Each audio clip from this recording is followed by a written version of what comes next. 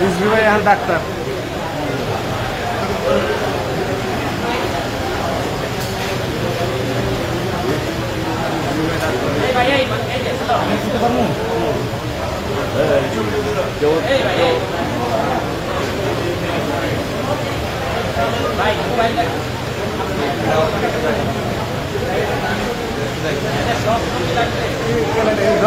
এই ভাই এই ডাক্তার তো কথা বলতেছে।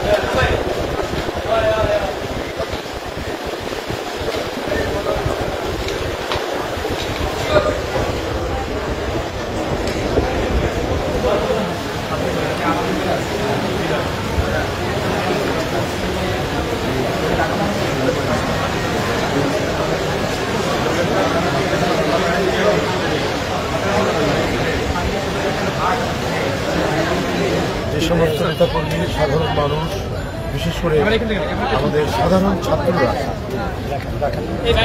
কি বিপজ্জনক পরিস্থিতির মুখোমুখি হয়ে তারা গণতন্ত্র ফেরানো এবং মানুষের মৌলিক মানবাধিকার ফেরানোর যে সংগ্রাম করেছেন, দৃঢ়চেতা এই সাহসী ছাত্রবন্ধু এবং তাদের সাথে সংহতি জানানো জনতা যে কি বিপদ মাথায় নিয়ে জীবনকে বাজি রেখে তারা যে সাহসী লড়াই করেছেন, সেটার আমরা আজকে অনেকটাই প্রমাণ করি। কারো পেটের ভিতর দিয়ে গুলি ঢুকে সেটা পিছন দিক দিয়ে বের হয়ে গেছে, কারো ফুসফুস পাশ দিয়ে গুলি গেছে, কারো হার্টের পাশ দিয়ে গুলি গেছে, ফ্র্যাকশন অফ মিলিমিটার এদিক ওদিক হলেই একবার নির্ঘাত মৃত্যু করে ভুলে পড়ছে। এখনো তারা জীবন মৃত্যুর সন্ধিক্ষণে দাঁড়িয়ে আছেন। চিকিৎসকরা তারা দিন রাত পরিশ্রম করে তাদেরকে সুস্থ রাখার চেষ্টা করছেন এই ঢাকা মেডিকেল কলেজ হাসপাতালে। আমাদের সাথে আছেন প্রখ্যাত চিকিৎসক ডাক্তার সাইফুল্লাহ, উনি এই বিষয়টা সবগুলোই ভালোভাবে জানেন। একসময়ের মানে ঢাকা মেডিকেল কলেজেরই অত্যন্ত মেধাবী ছাত্র ছিলেন, এখন খুব নাম করা ডাক্তার। তিনি এটা পর্যবেক্ষণ করছেন এবং চিকিৎসার সামগ্রিক যে বিষয়টা দেখাশোনা করা দরকার সেটা তিনি করছেন। তো ভয়ঙ্কর একটা দুর্বৃত্তপরায়ণ সরকার ছিল, তারা এই সমস্ত মাসুম বাচ্চাদেরকে, এই সমস্ত আলোক পিয়াসী শিশু কিশোরদের বুকে গুলি চালাতে তারা দ্বিধা করেনি এবং এই গুলির মধ্যে দিয়ে তারা একটি প্রজন্মকে নিঃশেষ করে দিয়ে ক্ষমতায় থাকতে চেয়েছে। কোনো সভ্য দেশ, কোনো ভব্য দেশ যেখানে ন্যূনতম মানবাধিকারের সামান্যটুকু চর্চা আছে, সেই দেশে এই নিজের সন্তান তুল্য নয়, যিনি প্রধানমন্ত্রী ছিলেন, তার নাতিদের বয়সী যে ছেলে মেয়েগুলি লড়াই করেছে এবং লড়াই করতে গিয়ে জীবনের মূল্যবান অংশ তারা যেমন হারিয়েছেন, যারা বেঁচে আছেন আহত হয়েছেন, আর যারা পৃথিবী থেকে চলে গেছেন সেটা বলার অপেক্ষা রাখি। আমি তাদের আশু সুস্থতা কামনা করছি, তাদেরকে দেখে আসলাম এবং যারা পৃথিবী থেকে চলে গেছেন এই সম্ভাবনাময় জীবন যাদের সামনে ছিল সেটা থেকে বঞ্চিত হয়ে তারা আজকে পৃথিবী থেকে নেই। তারা আরেক লোকে চলে গেছেন, আমরা তাদের আত্মার মাগফিরাত কামনা করি। আমি বলতে চাই, তত্ত্বাবধায়ক সরকার প্রধান তিনি গতকাল বলেছেন যে অ্যাকশন শুরু হলে সবাইকে সমর্থন।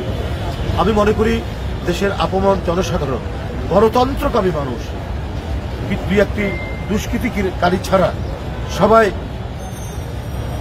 মাননীয় প্রধান উপদেষ্টা এই বক্তব্যকে সমর্থন করে। দুষ্কৃতিকারী যারা প্রকৃত অর্থে যারা একটি পরিবর্তনের সুযোগ দিয়ে বিভিন্ন স্থাপনায় হামলা করছেন, সংখ্যালঘুদের বাড়িঘর এবং উপাসনালয় দেবালয়ে যারা হামলা করছেন, এরা পুরো রাজনৈতিক দলের কর্মী হতে পারে না। হ্যাঁ, হতে পারে যারা চক্রান্তকারী, যারা ষড়যন্ত্রকারী, যে সমস্ত রাজনীতির নাম দিয়ে যারা রাজনীতি করে তারা হতে পারে, যারা শাসক দল ছিলেন এবং যারা এত নিরীহ কিশোরদের উপরে গুলি চালিয়েছেন এবং বাংলাদেশটাকে একটা রক্তাক্ত নদীর পানির স্রোতের মতো যারা বইয়ে দিতে দ্বিধা করেনি, তারা এই দুষ্কর্মের সাথে জড়িত থাকতে পারে। কিন্তু কোনো গণতন্ত্রকামী মানুষ, বাংলাদেশ জাতীয়তাবাদী দল বিএনপি সহ এবং যারা এই আন্দোলন সংগ্রামে সমর্থন দিয়েছে, তারা প্রত্যেকেই হিমালয় পর্বতের মতো অতন্দ্র প্রহরী হয়ে আমাদের হিন্দু সম্প্রদায়, বৌদ্ধ সম্প্রদায়, খ্রিস্টান সম্প্রদায় সহ সংখ্যালঘুদের তাদের মন্দির, তাদের জানমালের নিরাপত্তার জন্য তারা দাঁড়িয়েছে। মাদ্রাসার ছাত্ররা আজকে মন্দির পাহারা দিচ্ছে। আজকে বাংলাদেশ জাতীয়তাবাদী দলের ছাত্র দল, যুব দল, তারা আজকে সংখ্যালঘু এবং সাধারণ যারা মানুষ সবাই তো অপরাধ করেনি, তাদের বাড়িঘরে যাতে হামলাটা হয় সেইটা তারা দৃঢ়তার সাথে তারা সেটা পাহারা দিচ্ছেন এবং সাধারণ ছাত্ররা দেখছেন।